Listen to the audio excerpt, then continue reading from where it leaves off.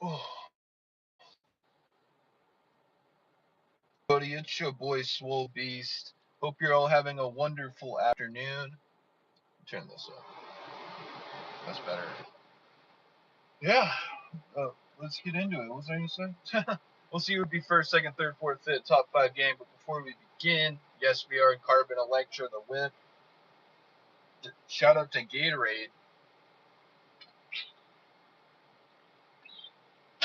Make sure to stay hydrated. Let's also give a shout out to TopoChico. So margarita, strawberry hibiscus, percent alcohol by volume. Yeah, it was in my bag, so I might as well open that up. Oh wow, yeah, that's really good.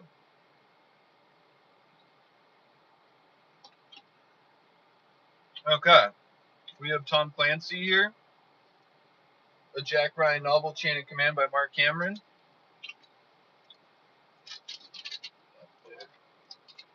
Need some space. Here we go. All right, we're on chapter 72, page 455. Midas and Adara Sherman left everything but their backpacks in the Gulfstream and cleared Indian customs and immigration under their coat-covered passports.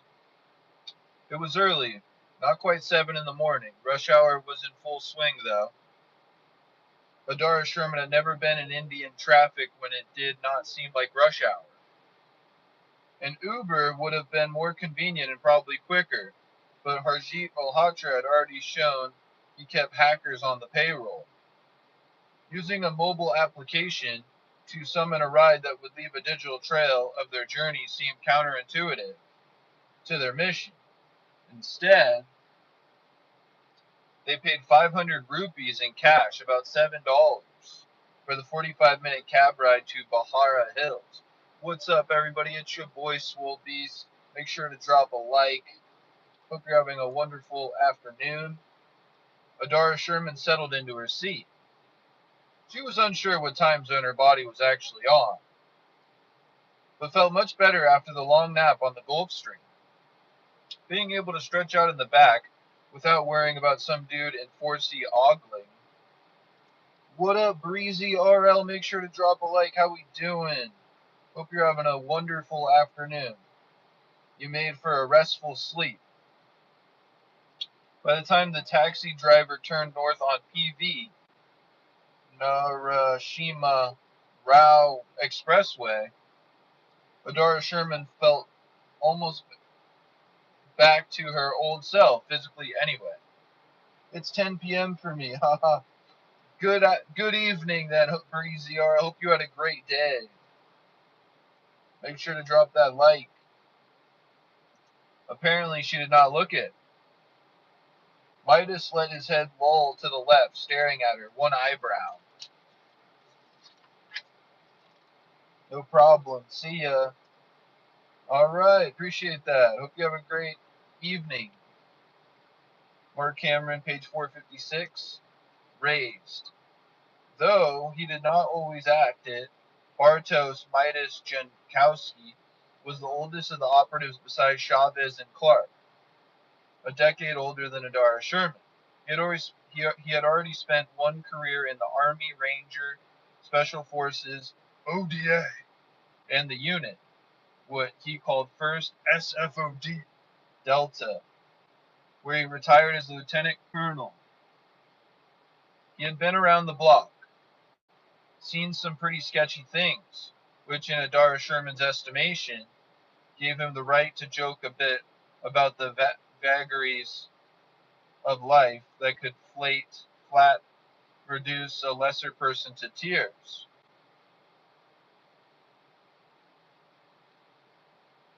She reckoned that was how he stayed relatively sane.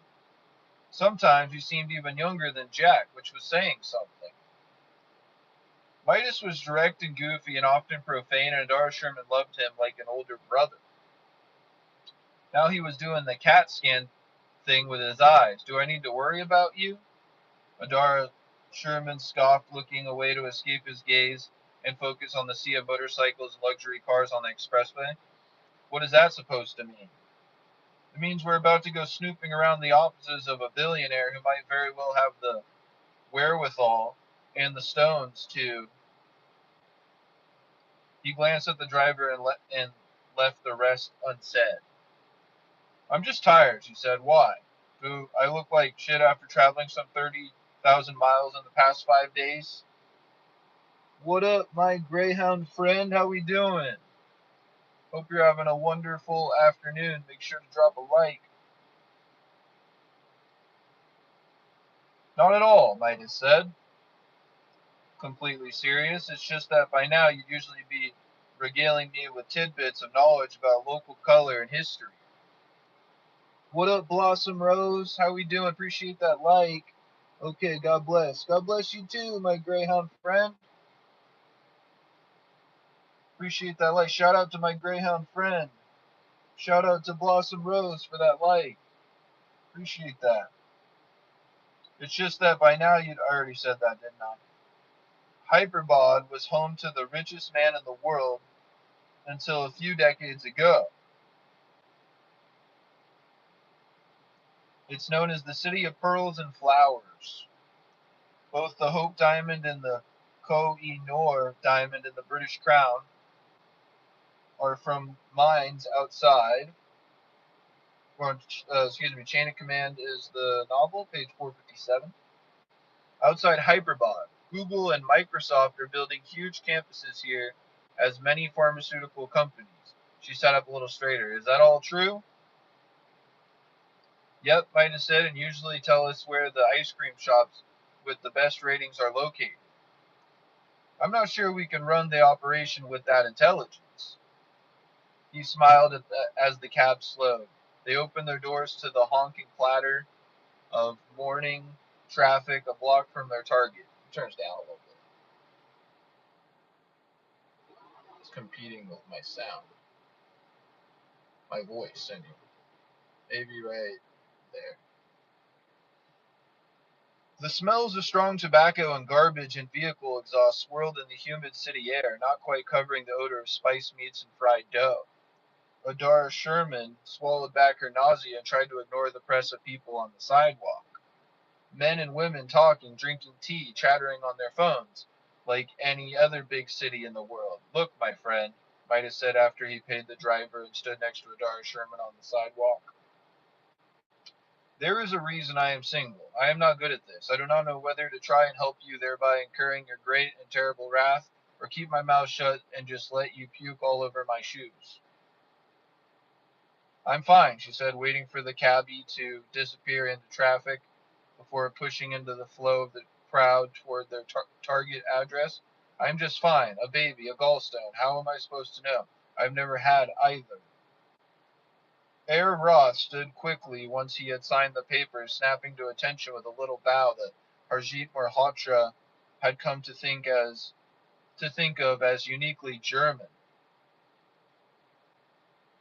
Flanked by 4 attorneys, he wheeled quickly toward the door, hardly glancing out the floor-to-ceiling windows that ran the entire wall of the conference.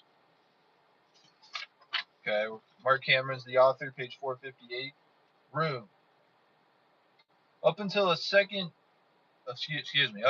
seconds before, the 15th floor view overlooking the Verdun, woods of KBR Park had belonged to Harjit Malhotra, and it stung a little to see it wasted on the new owner. Herr Roth took the time to shake Harjit Malhotra's hand, thanking him for doing business, and then vanishing out the polished teak door, as if he had purchased a soft drink and not a multi-billion-dollar company. Billionaires could be odd ducks, Harjit Malhotra thought, reveling in the notion. Kashvi was still seated, one chair to Harjit Malhotra's right, whispering something to one of the 3 attorneys on Harjit Malhotra's medical's payroll. They were all young men, years younger than Roth's lawyers, who either had gray hair or no hair at all. but they were smart and devoted and had drawn up an airtight contract. Best of all, Cashby had worked with them that very morning to remove the provision for a cooling-off period. Notarized, the deal was done. Fine. Air, the fickle man that he was, would not be able to back out now. The air was suddenly sweeter than it had been only moments before. In a gesture of great magnitude, he thanked those present for their service. Cashby gathered the contract paperwork in a large leather folio and held it to her chest. Shall I file this, Harji Malhotra, or did you want to take it and show it to your best friend? The youngest of the attorneys, a graduate of the prestigious National Law School in Bangalore, ducked his head and coughed, sounding suspiciously as if he had hid a snicker. Cashby looked innocently, blinking wide brown eyes, then said, I will put them on your desk. Chain of command, page 459. Yes, Rajiv Malhotra said, yes, my desk. He followed her to his office like a puppy, still attempting to suss out what was going on here. The floor suddenly seemed a bit uneven under his feet. Something was off. He shook his head, chalking it up to the enormous emotional release of becoming over $10 million richer with the stroke of a pen. All right, we're on chapter 73, page 460. But before we continue, give a shout out to Gatorade. Hope you're all having a wonderful afternoon. Let's give a shout out to TopoChico. Cheers, my friends. Oh, wow, it's really good.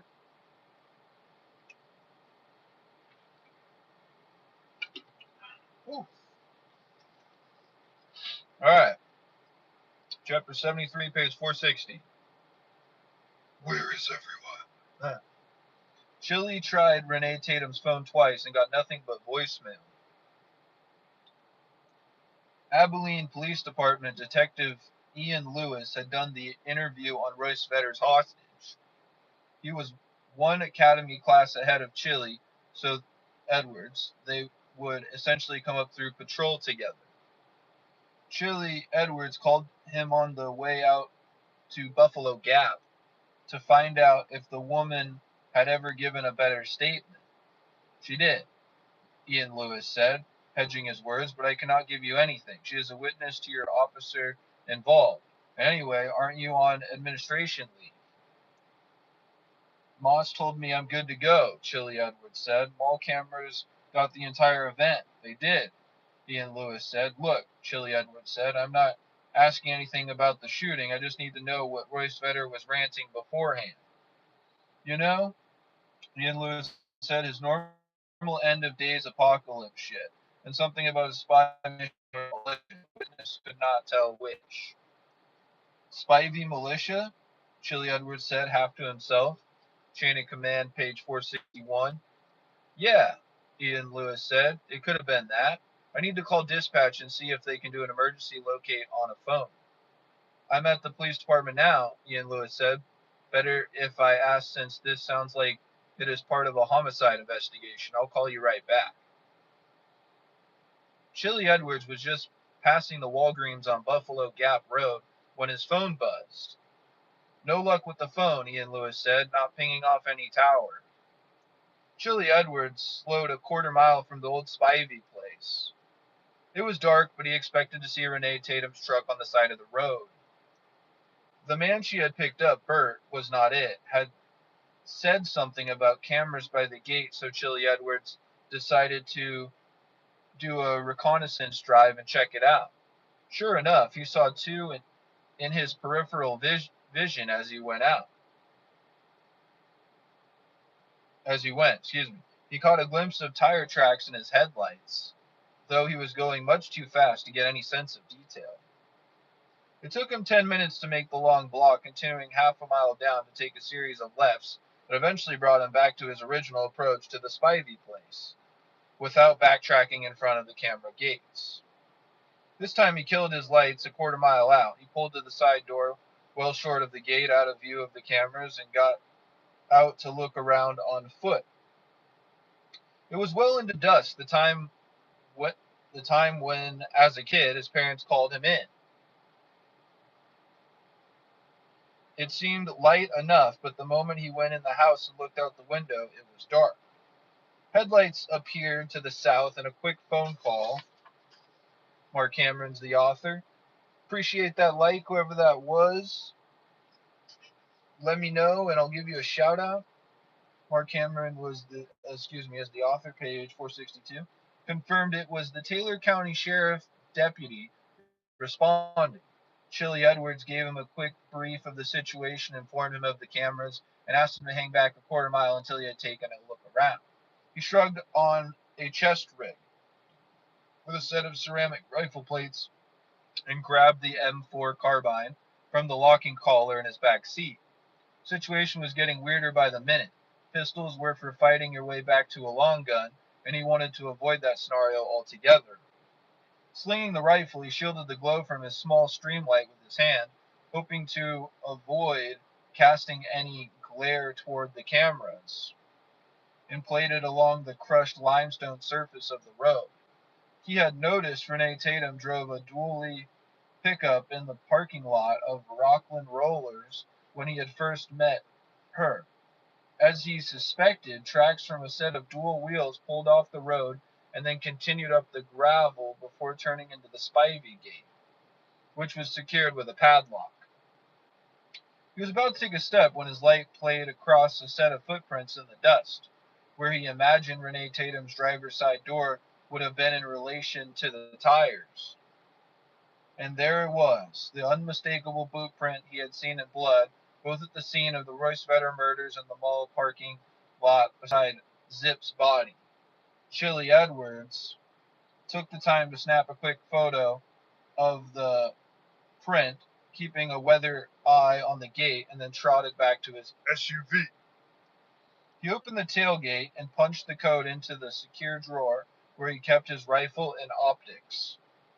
The Accuracy International .308 rifle, suppressed armament systems, arbiter, suppressor, force, scope, together were worth nearly $8,000.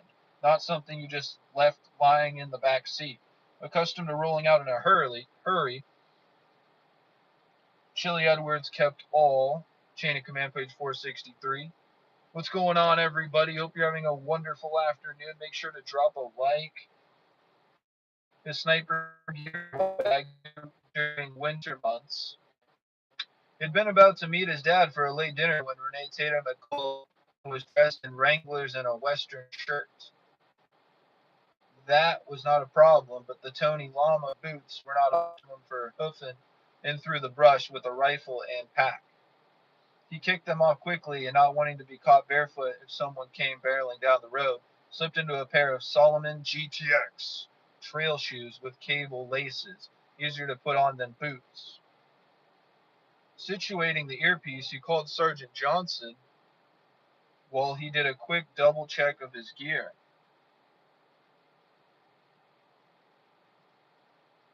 Radio, personal wound kit, rifle and optic in a drag bag, armor, 3 10-round magazines for the .308, one of them barrier penetrating 4 17-round magazines for his Glock,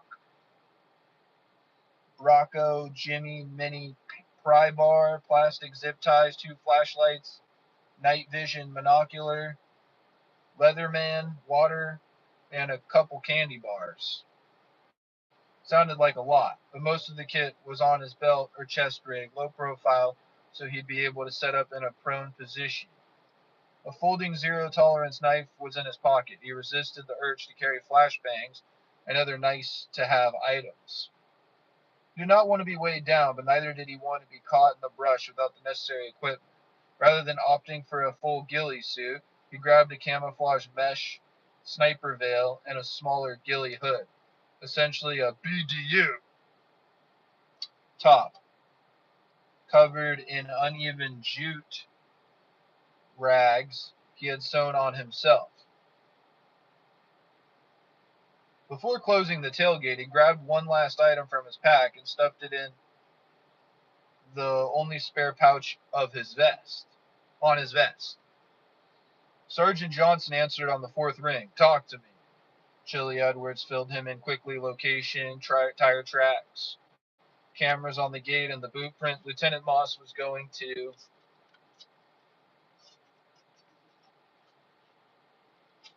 Pages stuck together. There we go. Yo, what up? It's hard to read that. Pugga Shitachi. What's going on? Make sure to drop a like. Hope you're having a wonderful afternoon. Marc Cameron's the author, page 464. Run the other two through Soulmate, Chili Edwards said. Things got away from me and I never heard if they came up with anything. They got a hit, Johnson said. Print was made by an Altberg Aqua, a United Kingdom brand. England. Yep, Johnson said, I've got the team spooled up. We'll be en route to your location in 20 minutes. Barth and Fujimoto are driving the Bearcat out. Copy that, Chili Edwards said, reminding the sergeants of the cameras at the gate. I'd have them hang back a couple 100 meters or so. Can't see the ranch house from the road, but they may be able to see lights. Sheriff's deputy Evershow. He's standing by a quarter mile to the south, Chili Edwards said. If you're good with it, I'm going to go ahead and work my way closer to get a good eyeball on the house. Before the sergeant could answer, Chili Edwards made his case. Renee Tatum is up there, boss. Her phone has gone dark, and the guy who moved her truck was present at a double murder, not to mention the mall shootings. If this is not a hostage situation... I read you, Johnson said, but be careful. We usually go in loud and proud during a hostage rescue. We're going to treat this like a high-risk warrant. In other words, easy does it. They do not know we are there yet, so go get close, but not too close. Don't tip our hand until the rest of us arrive. Copy, Chili Edwards said. I'll check in as soon as I am in a good position. Turn this down. There we go. Okay, Johnson said, but don't forget where you found those Altberg boot prints. That guy sounds like a professional. Chili Edwards climbed through the barbed wire fence before chain of command, page 465, shouldering his rifle and drag bag, and then started to trot toward the old Spivey place. He moved quickly at first, using the night vision binocular to chart a path around prickly pear cactus and under thorny mesquite.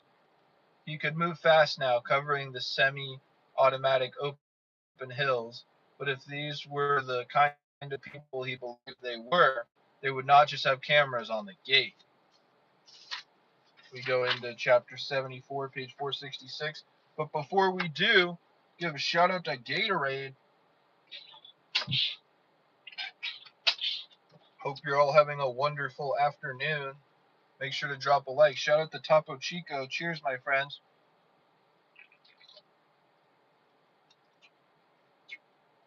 Whoa, that's pretty good.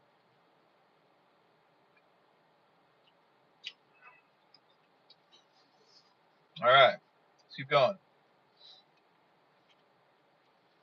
Chapter 74, page 466. Cashby set the folio on Hershey's desk and took a step back, batting her eyes. We have not talked about what you will do now. I had not given it much thought. Hershey Malhotra flipped through the paperwork, gloating at Air Ross' signature, the signature that had made him an extremely wealthy man. Whatever I wish, I suppose. Ah, she said, that will be fulfilling. He could not tell if she was impressed at his new wealth or if she was making fun of him. Tell me, sir, she said, finally showing him a little deference. With the cooling off period removed from the contract, Rajiv Malhotra shot to his feet, then abruptly sat again, pulling his chair closer to get the best view possible at the contract before him. Am I reading this wrong? This says 1.1 billion. He thumbed through the documents. The payment should not be broken into increments. She stepped closer, one hand on the desk, the other on his shoulder, pressing her thigh against him. She perused the contract, perfectly manicured, nail tapping. Chain Command is the book, novel, page 467. Where is everyone? Make sure to drop a like. Hope you're having a wonderful afternoon. The line that indicated the purchase price of Harjit Malhotra medicine. The numbers are correct, but this fraction, a mere tenth of the agreed upon sum. Panic fluttered in Harjit Malhotra's belly, growing, bloating, until he could hardly breathe. He shuffled quickly through the pages, searching for some explanation to this travesty. His voice twanged like an over-tight guitar string. This cannot be. This paperwork has gone through dozens of hands. It has been thoroughly vetted. I checked the paperwork myself. As did I, Kashfi said. He glanced up to see her smiling down on him, gloating. He gasped, You made the changes, but this is impossible. He pounded the table. It will not stand. You are working for Herr Roth. That is disgusting. He is old enough to be your father, your grandfather. My attorneys will see to this. I am not worried. Oh, Harjit Malhotra, she said inside. You poor, blind, stupid man.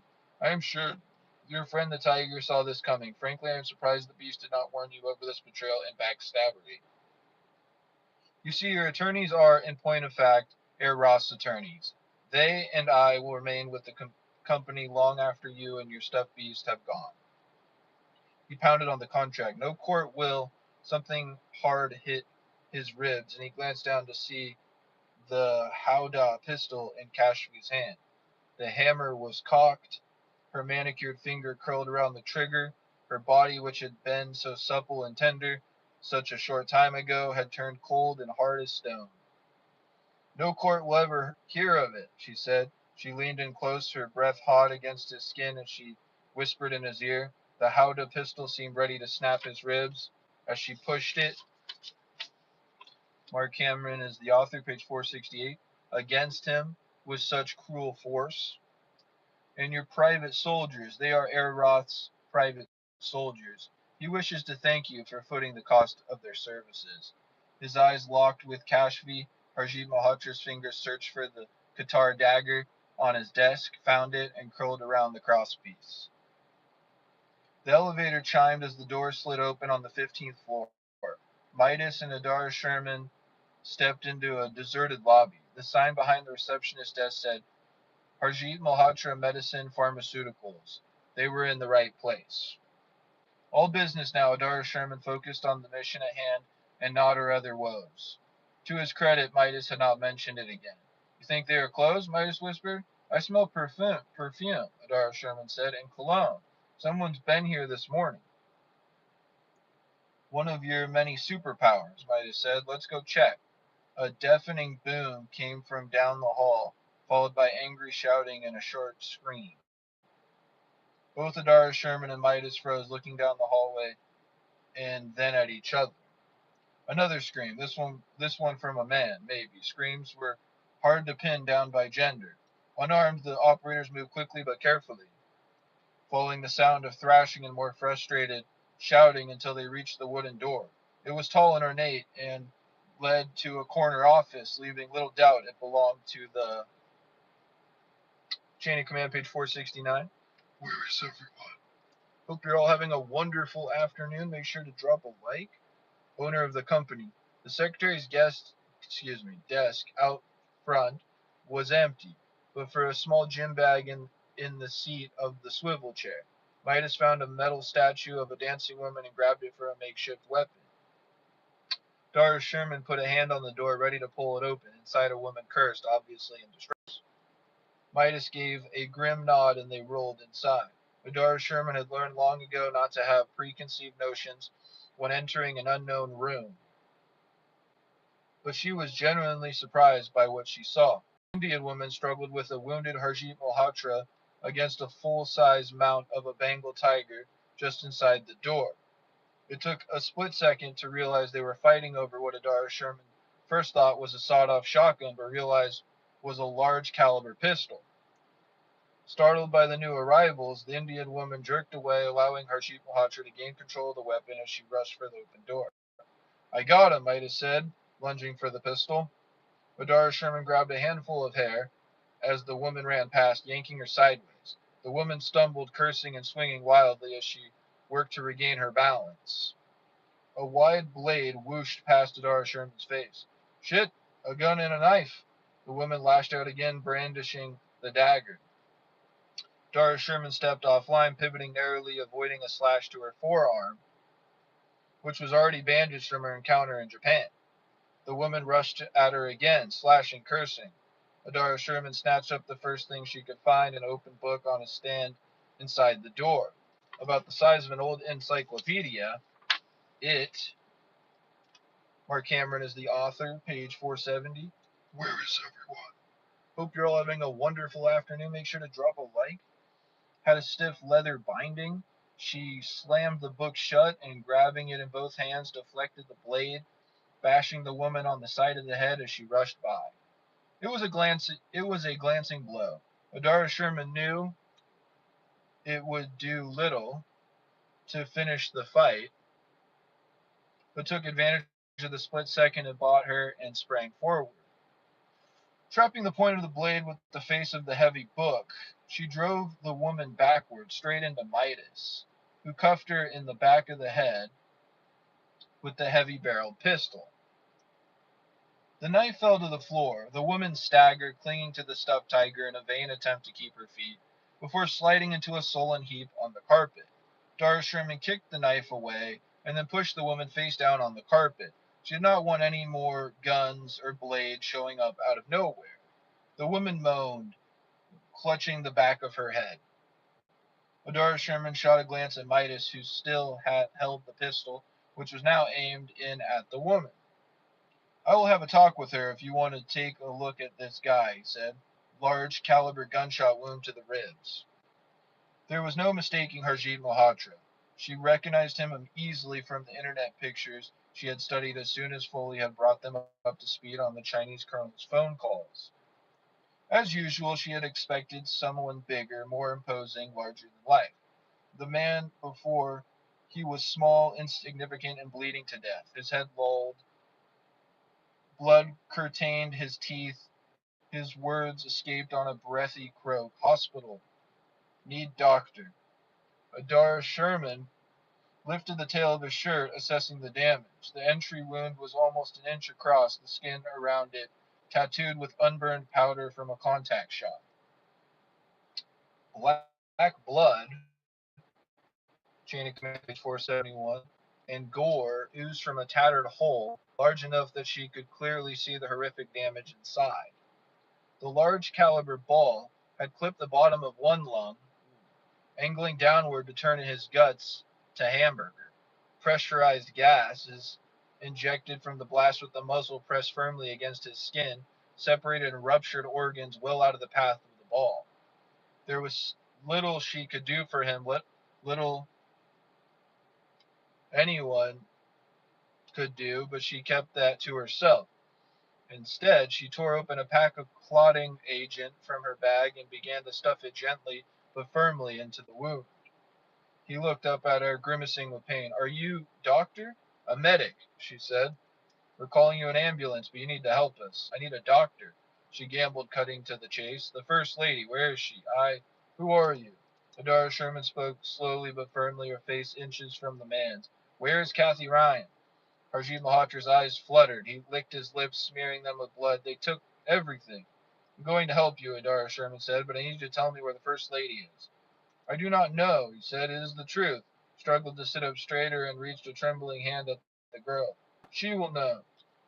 Midas put a hand on Adara Sherman's shoulder, leaning to whisper in her ear that the ambulance was on the way.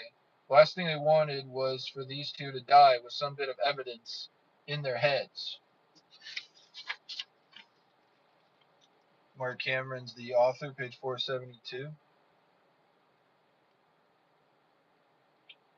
Who took her? Adara Sherman asked, making use of the time until medics arrived.